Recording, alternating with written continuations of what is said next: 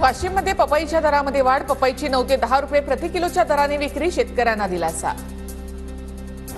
अमरावतीमध्ये जादू टोण्याच्या संशयातून 77 वर्षीय वृद्धेची धिंड काढली। अमरावतीच्या चिखलदरा तालुक्यातील रेटाखेडा गावातील घटना।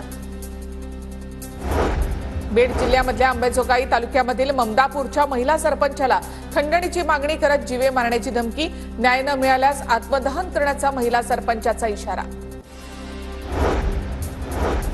नागपूर विमानतळावर एअरक्राफ्ट क्रॅश मॉक ड्रिल, अग्निशमन सेवेच्या कर्मचारी आणि अधिकाऱ्यांचा मॉक ड्रिलमध्ये सहभाग।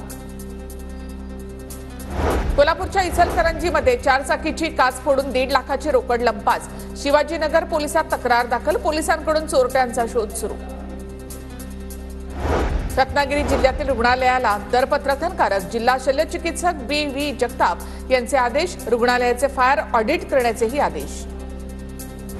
लग्नास नकार देणं म्हणजे आत्महत्येस प्रवृत्त करणं नाही, हायकोर्टाच्या नागपूर खंडपीठाचा महत्त्वाचा निर्णय। आत्महत्येच्या आरोपातून प्रियकराला नागपूर खंडपीठाने केलं मुक्त।